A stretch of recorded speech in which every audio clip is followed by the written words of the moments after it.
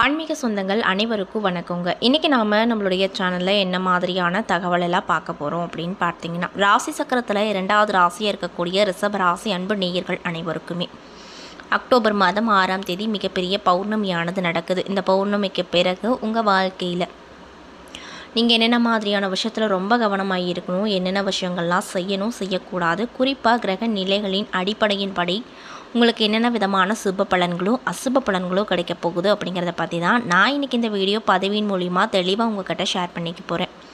இந்த பதிவில் சொல்லக்கூடிய ஒவ்வொரு தகவலுமே கண்டிப்பாக உங்களுக்கு பயன் தரக்கூடிய தகவலாக தான் இருக்கும். ஸோ வீடியோவை ஸ்கிப் பண்ணாமல் தொடர்ச்சியாக பாருங்கள். மேலும் உங்களுக்கு ரிஷபராசிக்காரங்க யாராவது தெரிஞ்சவங்களாக இருந்தால் அவங்களுக்கும் இந்த வீடியோவை ஷேர் பண்ணுங்கள், அவங்களும் பலன் பெறட்டும்.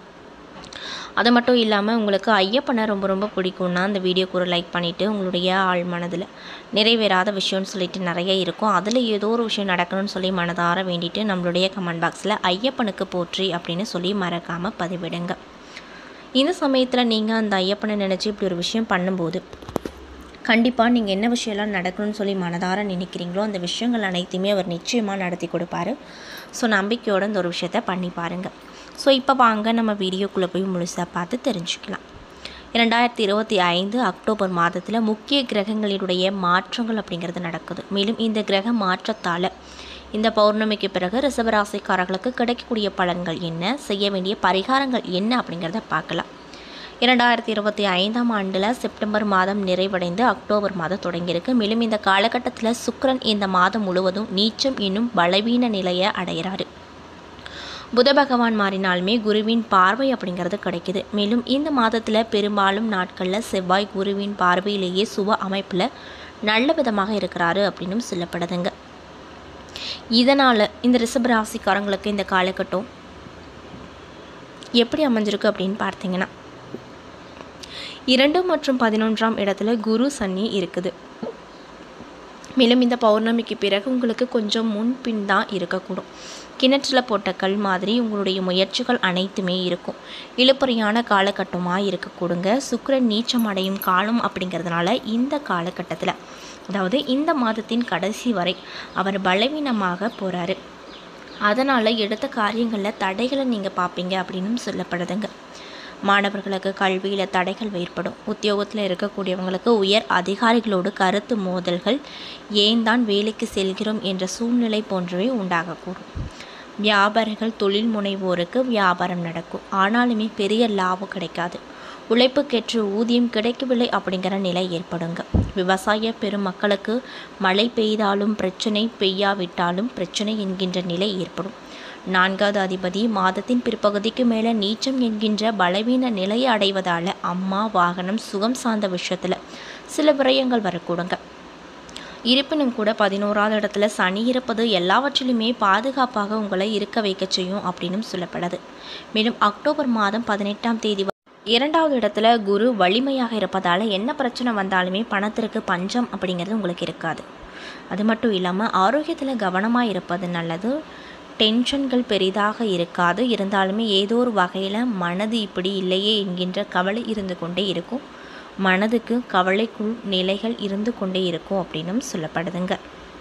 அது மட்டும் இல்லாமல் இந்த காலகட்டத்தில் கிரக நிலைகளை ஆராய்ந்து பார்க்கும்போது தனவாக்கு குடும்பஸ்தானத்தில் குரு, சுகஸ்தானத்தில் சுக்கிரன் கேது, பஞ்சமஸ்தானத்தில் சூரியன், ரணருண ரோகஸ்தானத்தில் சுக்கிரன், தொழில் ஸ்தானத்தில் சனி, ராகு என கிரக நிலைகள் அமைஞ்சிருக்கு. மேலும் இந்த பௌர்ணமிக்கு பிறகு உங்களுக்கு எப்படி அமைஞ்சிருக்குன்னு பார்த்தீங்கன்னா, காரியங்கள் எல்லாத்துலேயுமே அனுகூலம் உண்டாகும். மற்றவர்களுக்கு உதவி செய்ய முன் வருவீங்க. மனதில் இருந்து வந்த சஞ்சலங்கள் நீங்கி மகிழ்ச்சியும் நிம்மதியும் கிடைக்க போகுது. உங்கள் மீது குற்றம் சொல்ல நினைப்பவர்கள் அதனை விட்டு விடுவாங்க. குடும்பத்தில் சந்தோஷகரமான சூழ்நிலை அப்படிங்கிறது காணப்பட போகுது. மேலும் உங்களுக்கு உறவு பலப்படும். தொழில் மற்றும் வியாபாரத்தில் முன்னேற்றகரமான நிலையே இருக்க போகுது. அதில் எந்த ஒரு மாற்று கருத்தும் இல்லை அப்படின்னு சொல்லப்படுது. வியாபார நிமித்தமாக பயணங்கள் அப்படிங்கிறது செல்ல நேரிடும். போட்டிகள் அனைத்தும் குறைய போகுது. புதிய ஆர்டர்கள் பெறுவதில் தடுமாற்றம் உண்டாகும். எந்த வேலையை முதல்ல கவனிப்பது அப்படிங்கிற குழப்பம் வரும். உத்தியோகத்தில் இருக்கக்கூடியவங்களுக்கு திறமையான பேச்சால் வெற்றி கிடைக்கும்.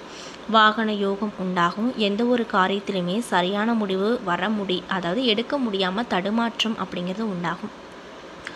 பெண்களுக்கு புத்தி சாதுர்த்தியம் அதிகமாக இருக்குங்க. அது மட்டும் இல்லாமல் பிரச்சனைகள் அப்படிங்கிறது குறைய போகுது. கலைத்துறையில் இருக்கக்கூடியவங்களுக்கு கடன் விவகாரங்கள் அனைத்துமே கட்டுக்குள்ளே இருக்கும். அரசியல் துறையில் இருக்கக்கூடியவங்களுக்கு மேல் மட்டத்தில் உள்ளவர்களோடு வாக்குவாதங்கள் ஏற்படக்கூடும். அதனால் பார்த்து கவனமாக இருங்க. மாணவர்களுக்கு கல்வியில் நாட்டம் அதிகரிக்கும். ஆர்வமோடு பாடங்களை படிப்பீங்க. மேலும் கார்த்திகை 2, 3, 4ஆம் பாத நட்சத்திர அன்பர்களுக்கு இந்த காலகட்டம் எப்படி அமைஞ்சிருக்கு அப்படின்னு பார்த்தீங்கன்னா, சில மாற்றங்கள் வந்து சேரும். பதவி உயர்வுக்குரிய அறிவிப்பு அப்படிங்கிறது கிடைக்கும். இதனால் சந்தோஷகரமாக இருப்பீங்க. இன்னும் சிலருக்கு வெளியூருக்கு மாற்றலாமா அப்படிங்கிற நிலை உண்டாகும். உடனே கைகூடாவிட்டாலுமே அதற்கான விஷயங்களை நீங்கள் இப்போ செய்வீங்க. பெற்றோர் நலம் கவனிக்கப்பட வேண்டியதாக உங்களுக்கு இந்த காலகட்டத்தில் அமைஞ்சிருக்கு அப்படின்னு சொல்லப்படுதுங்க. மேலும் ரோகிணி நட்சத்திர அன்பர்களுக்கு இந்த காலகட்டம் எப்படி அமைஞ்சிருக்கு அப்படின்னு பார்த்தீங்கன்னா, வீடு மாற்றிக்கொள்ள விருப்பம் உடையவங்க இந்த காலகட்டத்தில் கண்டிப்பாக மாற்றிக்கலாம். புதிய வாகன யோகமும் கிடைக்குங்க.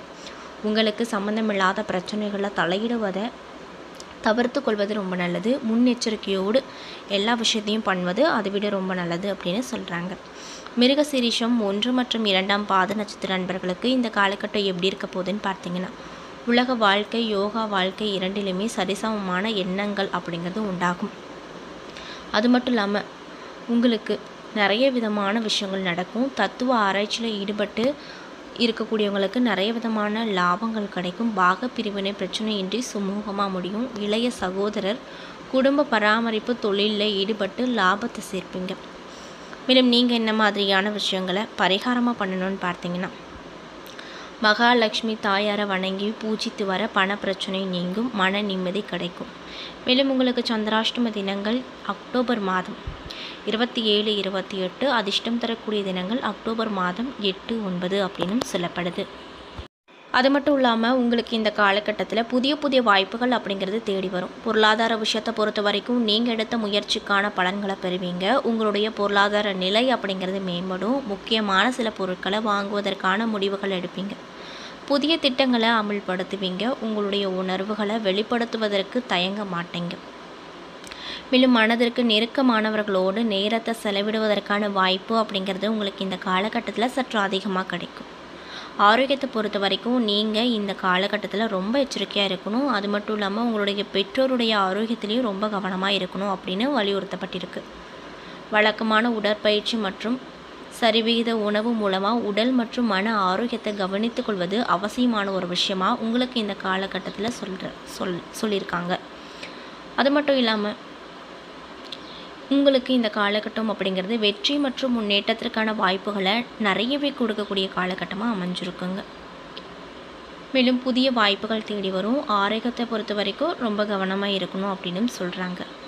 மாணவர்களாக இருக்கக்கூடியவங்க இந்த காலகட்டத்தில் கவனச்சிதறல் அப்படிங்கிறது உங்களுக்கு அதிகமாக ஏற்படும். அதனால் கவனச்சிதறலை தவிர்த்துட்டு பாடங்களில் கவனத்தை செலுத்துவது ரொம்ப நல்லது. அப்போது உங்களுக்கு ஏற்படக்கூடிய சந்தேகங்களை உங்களுடைய ஆசிரியரிடம் கேட்டு தீர்த்து கொள்வது அதிக மதிப்பெண் எடுக்க உங்களுக்கு உதவிகரமாக இருக்கும் அப்படின்னும் வலியுறுத்தப்படுதுங்க. என்ன நண்பர்களே, இந்த பதிவுகளில் ரிஷபராசி அன்பு நேயர்கள் அனைவருக்குமே இந்த பௌர்ணமிக்கு பிறகு என்னென்ன விதமான மாற்றங்கள் உங்களுக்கு கிடைக்கும், என்னென்ன விஷயத்தில் நீங்கள் கவனமாக இருக்கணும், என்னென்ன விஷயங்கள்லாம் பண்ணணும் பண்ணக்கூடாது அப்படிங்கிறத பற்றி தெளிவாகவும் விரிவாகவும் நான் இந்த பதிவின் மூலிமா உங்கள்கிட்ட சொல்லியிருப்பேன். இந்த பதிவில் சொல்லக்கூடிய ஒவ்வொரு விஷயங்களுமே உங்களுக்கு கண்டிப்பாக பயன் தரக்கூடிய விஷயமாக தான் அமைஞ்சிருக்கும். ஸோ வீடியோ பிடிச்சிருந்தால் லைக் பண்ணுங்கள், ஷேர் பண்ணுங்கள். அது மட்டும் இல்லாமல் இது போன்ற ஆன்மீகம் சார்ந்த வீடியோஸ் எல்லாம் நீங்கள் முழுசாக பார்க்கணும் அப்படின்னு ஆசைப்பட்டால் நம்ம சேனலை மறக்காமல் சப்ஸ்கிரைப் பண்ணிவிட்டு கீழே இருக்கும் பெல் ஐகானையும் மறக்காமல் கிளிக் பண்ணுங்கள். அப்போ தான் நம்ம சேனலில் போடுற வீடியோஸ் ஒவ்வொன்றுமே உங்களுக்கு நோட்டிஃபிகேஷனாக உடனுக்குடனே வந்து சேரும். நன்றி.